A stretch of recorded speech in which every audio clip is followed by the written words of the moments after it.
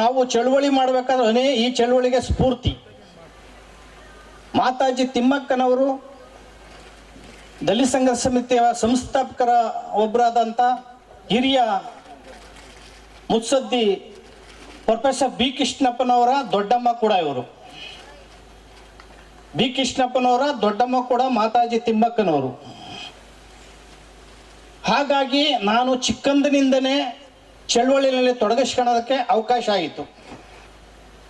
ಸರಿಸುಮಾರು 4.25 ದಶಕಗಳು ನಾನು ಚಳವಳಿನಲ್ಲಿ ತುಂಬ ಚಿಕ್ಕಂದಿನಿಂದಲೇ ತೊಡಗಿಸ್ಕೊಂಡು ಲಕ್ಷಾಂತರ ಹೋರಾಟ ಮಾಡೋದಕ್ಕೆ ಅವರು ನಮ್ಮ ತಾಯಿ ಮಾತಾಜಿ ತಿಮ್ಮಕ್ಕನವರು ಮತ್ತು ಅನೇಕ ಅವರ ನನ್ನ ಇಲ್ಲಿನ ಊರಿನ ಹಿರಿಯರು ನಮಗೆ ಸ್ಫೂರ್ತಿಯಾಗಿದ್ದಾರೆ. ಅವರೆಲ್ಲರಿಗೂ ಕೂಡ ನಾನು ಅತ್ಯಂತ ಅನಂತ ಧನ್ಯವಾದಗಳನ್ನು ಈ ಸಂದರ್ಭದಲ್ಲಿ ಅರ್ಪಿಸ್ತಾ ಇದ್ದೀನಿ.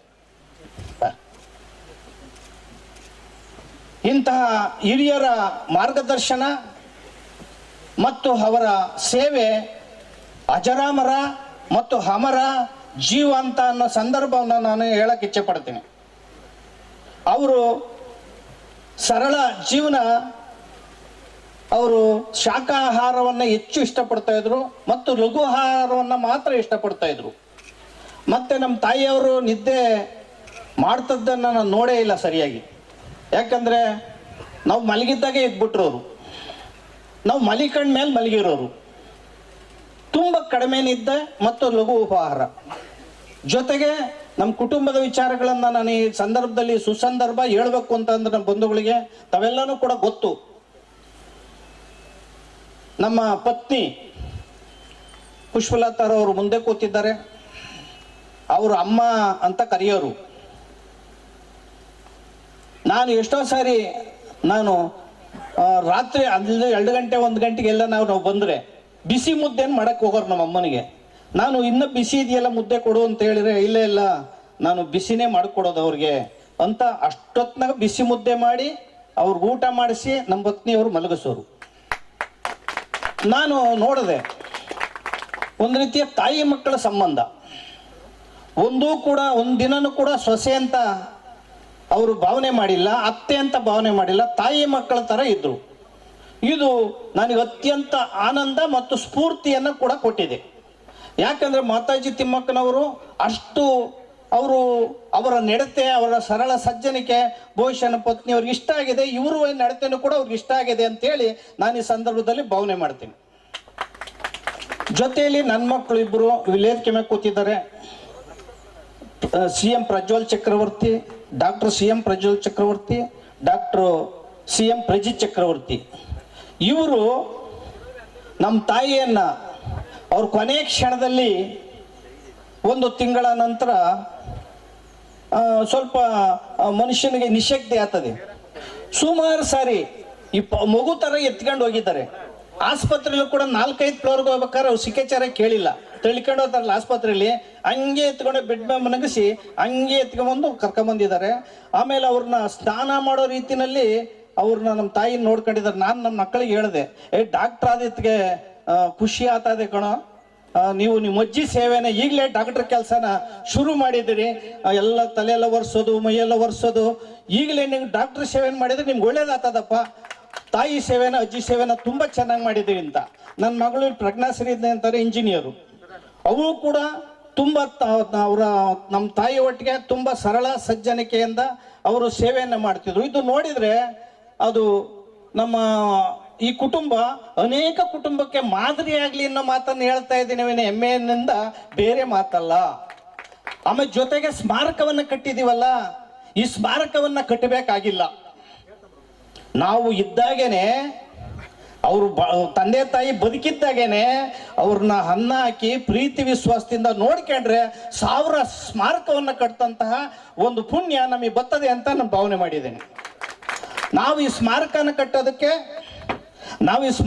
ಕಟ್ಟೋದಕ್ಕೆ ಸರ್ಕಾರ ಮತ್ತು ಸಮಾಜ ಬೆಂಬಲಿಸಿದ್ರಿಂದ ಅವ್ರ ನೆನಪಿನಲ್ಲಿ ಇಷ್ಟು ಸೇವೆಯನ್ನು ಮಾಡಿದಾರಲ್ಲ, ಇದು ಸಮಾಜಕ್ಕೆ ಮಾದರಿಯಾಗಲಿ, ಮುಂದಿನ ಪೀಳಿಗೆಗೆ ಮಾದರಿಯಾಗಲಿ ಅನ್ನೋ ಏಕೈಕ ಕಾರಣದಿಂದ ಅವರ ನೆನಪನ್ನು ನಾವು ಉಳಿಸಿದ್ದೇವೆ.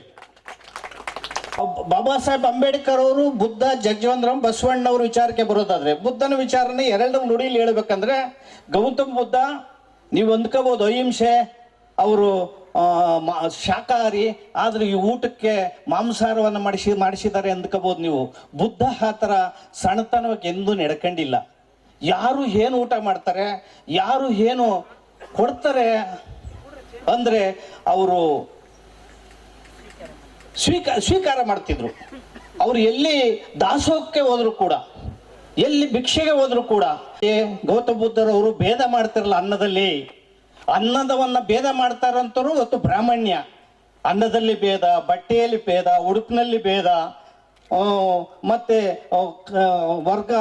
ವರ್ಗ ಭೇದ, ವರ್ಣ ಭೇದ, ಜಾತಿ ಭೇದ, ಅನೇಕ ಭೇದ ಭಾವಗಳನ್ನ, ಲಿಂಗ ಭೇದ ಭಾವಗಳನ್ನ ಈ ಮನುವಾದಿಗಳು ಮಾಡ್ತಾ ಇದ್ದಾರೆ. ಗೌತಮ ಬುದ್ಧ ಅತ್ಯಂತ ಸರಳ ಸಜ್ಜನಿಕೆಯ ಮನುಷ್ಯ. ಕೊನೆಗೆ ಬುದ್ಧ ಹೇಳ್ತಾರೆ, ನಾನು ಒಬ್ಬ ಮನುಷ್ಯ ಮಾತ್ರದವನು, ನಾನು ಕೂಡ ಮನುಷ್ಯ, ನಾನು ದೇವರಲ್ಲ. ಅದಕ್ಕೆ ಮಾತಾಜಿ ಅವರು ಹಾರ ಹಾಕ್ಬೇಡಿ, ವ್ಯಕ್ತಿ ಪೂಜೆ ಮಾಡಬೇಡಿ, ನನ್ನ ವ್ಯಕ್ತಿ ಪೂಜೆ ನಾನು ಒಪ್ಪಲ್ಲ, ನಾನು ಮನುಷ್ಯ ಮಾತ್ರದವನು, ನನ್ನ ಧರ್ಮದಲ್ಲಿ ಯಾರೂ ವಾರಿಸ್ತಾರಿಲ್ಲ.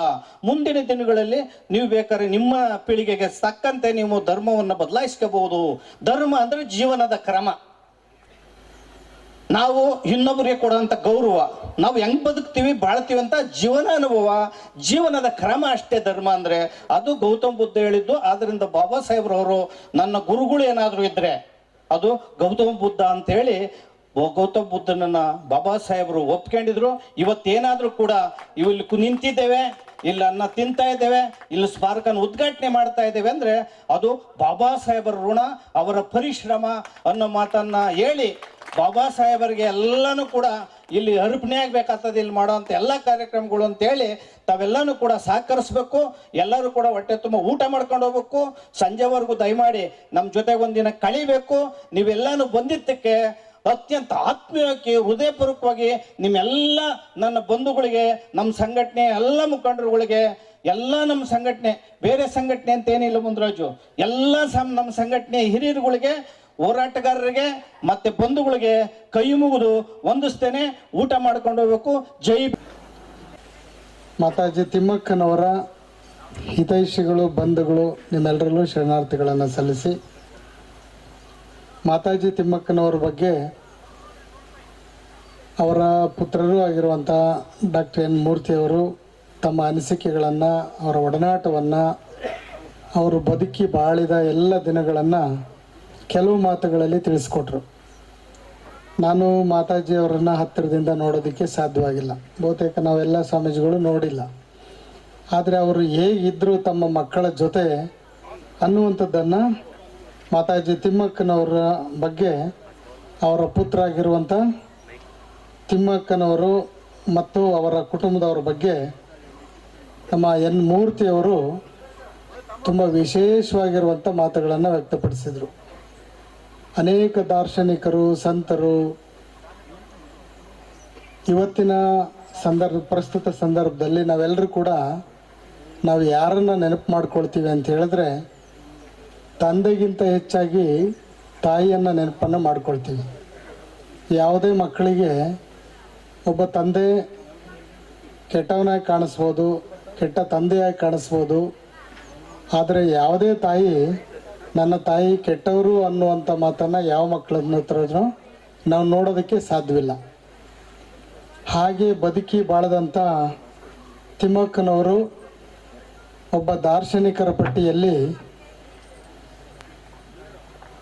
ಬಂದಿದ್ದಾರೆ ಅನ್ನುವಂಥ ಮಾತನ್ನು ಈ ಸಂದರ್ಭದಲ್ಲಿ ತುಂಬ ಹೆಮ್ಮೆಯಿಂದ ಹೇಳ್ಕೊಳ್ಬೋದು. ಬಹುತೇಕ ನಮ್ಮ ಸಾಮಾಜಿಕ ವ್ಯವಸ್ಥೆಯಲ್ಲಿ, ಕೌಟುಂಬಿಕ ವ್ಯವಸ್ಥೆಯಲ್ಲಿ ತಂದೆ ತಾಯಿಗಳ ಒಂದು ಜೀವನ ಅಂತ್ಯವಾದ ನಂತರ ನಾವು ಮಕ್ಕಳು ಸಹಜವಾಗಿ ಅಂದ್ಕೊಳ್ತೀವಿ ಅವರ ಒಂದು ಕರ್ತವ್ಯವನ್ನು ಅವರು ನಿಭಾಯಿಸಿ ಹೋಗಿದ್ದಾರೆ, ಮುಂದಿನ ಜವಾಬ್ದಾರಿ ನಮ್ಮದು ಮತ್ತು ನಮ್ಮ ಮುಂದಿನ ನಮ್ಮ ಪೀಳಿಗೆ, ನಮ್ಮ ಮಕ್ಕಳು ಅಂಥೇಳಿ ನಾವೆಲ್ಲರೂ ಕೂಡ ಯೋಚನೆ ಮಾಡ್ತಾ ಇರ್ತೀವಿ. ಆದರೆ ತಿಮ್ಮಕ್ಕನವರ ಸ್ಮಾರಕವನ್ನು, ಮೈತ್ರಿವನವನ್ನು ಯಾಕೆ ಮೂರ್ತಿಯವರು ನಿರ್ಮಾಣ ಮಾಡಿದರು ಅನ್ನುವಂಥದ್ದು ಭಾಳ ಮುಖ್ಯ. ಇಲ್ಲಿ ಕೆಲವು ತಾಯಿ ಮತ್ತು ಕೆಲವು ತಂದೆಯರಿಗೆ ಮಾತ್ರ ತಮ್ಮ ಮಕ್ಕಳು ಈ ರೀತಿಯಾಗಿರುವಂಥ ಗೌರವವನ್ನು ಕೊಡ್ತಾರೆ. ಅವ್ರು ಹೇಳಿದರು, ನಾನು ಅನೇಕ ಪದವಿಗಳನ್ನು ಪಡೆದರೂ ಕೂಡ ನೀನು ಯಾವುದೋ ಒಂದು ಸರ್ಕಾರಿ ಜವಾಬ್ದಾರಿಯನ್ನು ತೆಗೆದುಕೊಂಡು ಕುಟುಂಬ ನಿರ್ವಹಿಸಿ ಸಾಕು ಅಂಥೇಳಿ ನಮ್ಮ ತಾಯಿ ಹೇಳಿಲ್ಲ. ನಾನು ಸಾಮಾಜಿಕ ಮುಖ್ಯವಾಹಿನಿಯಲ್ಲಿ ಈ ಸಾಮಾಜಿಕ ನ್ಯಾಯಕ್ಕೋಸ್ಕರ ತಮ್ಮ ಜೀವನವನ್ನು ಅರ್ಪಣೆ ಮಾಡಿಕೊಂಡಿದ್ದೀವಿ ಅನ್ನುವಂಥ ಸಂದರ್ಭ ಆ ತಾಯಿ ಅವತ್ತಿನ ದಿನಮಾನದಲ್ಲೇ ತಿಳ್ಕೊಂಡಿದ್ದಾರೆ ಅಂತ ಹೇಳಿದ್ರೆ ಬಹುತೇಕ ಈ ಸಮಾಜದ ಜವಾಬ್ದಾರಿಯನ್ನು ತಿಮ್ಮಕ್ಕನವರು ಎಷ್ಟರ ಮಟ್ಟಿಗೆ ಅರಿತಿದ್ರು ಅನ್ನುವಂಥದ್ದನ್ನು ಈ ಸಂದರ್ಭದಲ್ಲಿ ನಾವು ಹೇಳ್ಬೋದು. ಆತ್ಮಕ್ಕೆ ಮೋಕ್ಷ ಸಿಕ್ಕಿದೆ ಎನ್ನುವುದೇ ಆದರೆ ತಾಯಿಗೆ ಉತ್ತಮವಾದ ಒಂದು ಪುತ್ರಿ, ಉತ್ತಮನಾದ ಮಗ ಹುಟ್ಟಿ ಸುಸಂಸ್ಕೃತವಾದಂತಹ ಸಮಾಜವನ್ನು ನಿರ್ಮಿಸಿ ಭಾವಭಕ್ತಿಗಳ ನುಡಿನಾಟಗಳ ಪರಿಪುಂಜಗಳಲ್ಲಿ ಸಮಾಗತ್ವವನ್ನು ತೋರಿಸಿ ಯಾವಾಗ ಲೀನವಾಗ್ತಾರೋ ಆಗ ತಾಯಿ ಮನಸ್ಸಿಗೆ ಮೋಕ್ಷ ಸಿಕ್ಕುತ್ತೆ, ಅವರ ಆತ್ಮ ಶಾಂತಿ ಸಿಕ್ಕುತ್ತೆ ಎಂಬತಕ್ಕಂಥ ನಾಂದಿ ಚಿನ್ಮಯವಾಗಿರ್ತಕ್ಕಂಥ ರೂಪಾಂತರ ಡಾಕ್ಟರ್ ಎನ್ ಮೂರ್ತಿಯವರಿಗೆ ದೊರಕಿದೆ ಇವತ್ತು ಅಂತಕ್ಕಂಥ ವಿಚಾರವನ್ನ ಈ ಸಂದರ್ಭದಲ್ಲಿ ನಾವು ಹೇಳುವುದಕ್ಕೆ ಇಷ್ಟಪಡ್ತೀವಿ. ಈ ಆತ್ಮಾವಲೋಕನದ ವಿಚಾರವನ್ನು ಹೇಳಬೇಕು ಅಂದ್ರೆ 4 ಗಂಟೆಗಳು ಬೇಕು. ನಾವು ಮಾಡಿರ್ತಕ್ಕಂತಹ ನಮ್ಮ ಸಂತರು ಹೇಳಿದ್ರು, ಸರ್ವರು ಕೂಡ ರಜೋ ಸತ್ವೋ ತಮೋ ಗುಣಗಳನ್ನು ತ್ಯಜಿಸಿ ಕಾಕ ವಂದ್ಯಂ ಕದಳಿ ವಂದ್ಯಂ ಶ್ರೀ ರಜಸ್ಸಲು ದೋಷ ಅನ್ಯಪತ್ತ ದೋಷ ಕೃತಕ್ರಿಯಮಾಣ ಕಾರ್ಯಿಷ್ಠಮಾಣ ದೃಷ್ಟಯಂತ್ರ ಮಂತ್ರ ತಂತ್ರ ವಿಶೇಷೋದಕಾದಿ ಚೂರ್ಣಕಾದಿ ಪ್ರಯೋಗಿ ನಮ್ಮ ಸಂಭಾವಿತ ಸಮಸ್ತ ವಿದೋಷ ಪರಿಹಾರ್ಥಂ ಅಂತವರು ಮಂತ್ರ ಹೇಳಿದ್ರು ಸಂಸ್ಕೃತದಲ್ಲಿ. ಇದೆಲ್ಲವೂ ಕೂಡ ಮಾನವನಾಗಿ ಬದುಕಬೇಕಾಗಿದ್ರೆ ನಮಗೆ 84 ಲಕ್ಷ ಜೀವಕೋಟಿಗಳಿಗೆ ಅತ್ಯುನ್ನತವಾದಂತಹ ಮನುಷ್ಯ ಜನ್ಮ, ಸರ್ವರಲ್ಲೂ ಪ್ರೀತಿ, ಸಮಾಧಾನ, ಚಿತ್ತ, ಬಾಜಿನಗಳೇ ಮಾನವನ ಮೌಖಿಕವಾಗಿರ್ತಕ್ಕಂತಹ ನಿಟ್ಟ ನಿಲುವಿನ ಪ್ರಪಂಚ ಪುಂಜಗಳು. ಹಾಗಾಗಿ ಬಂಧುಗಳೇ, ನಾವೆಲ್ಲರೂ ಕೂಡ ಅರಿಸ್ತಕ್ಕಂಥದ್ದು ಸರ್ವರು ಸಹೃದಯವಂತರಾಗಿ ಬದುಕಲಿ, ಸರ್ವರು ಬಾಳಲಿ, ಸರ್ವರಿಗೂ ಕೂಡ ಒಂದು ಶಕ್ತಿ ಸಿಗಲಿ ಎಂಬತಕ್ಕಂತಹ ಆರಾಧನೆಯು ಪ್ರಬುದ್ಧ ಚಿಹ್ನೆಗಳಲ್ಲಿ ಆದರ್ಶವಾಗಲಿ. ಎಲ್ಲ ಧರ್ಮದ ಗುರುಗಳು ಕೂಡ ಬರೆದಿರೋದನ್ನು ನೋಡಿದೆ, ಆಶ್ಚರ್ಯ ಆಯಿತು. ಇವರ ಸಾಧನೆ ನಮಗೆ ಗೊತ್ತಿರಲಿಲ್ಲ. ಇವತ್ತಿನ ದಿನ ಅವ್ರಿಗೆ ಹೆಸರು ತಂದ್ಕೊಟ್ಟಿದ್ದ ಮೂರ್ತಿಯವರು, ಅವರ ಮಗುವಾಗಿ ಹುಟ್ಟಿದಂಥ ಈ ಮೂರ್ತಿಯವರು ಈ ಮಟ್ಟಕ್ಕೆ ಇಂಥ ಗ್ರಾಮಾಂತರ ಪ್ರದೇಶದಲ್ಲಿ ಇಷ್ಟೊಂದು ಜನನ ಸೇರಿಸಿರೋದು ನಿಜವಾಗ್ಲೂ ಒಂಥರ ಆಶ್ಚರ್ಯಕರವಾದಂತಹ ವಿಚಾರ. ಇಂಥ ಗ್ರಾಮಕ್ಕೆ ಇಡೀ ರಾಜ್ಯದಿಂದ ಮೂಲ ಮೂಲೆಯಿಂದ ಬಂದಿರೋದು ನಿಜವಾಗ್ಲೂ ಆಶ್ಚರ್ಯಕರವಾದದ್ದು.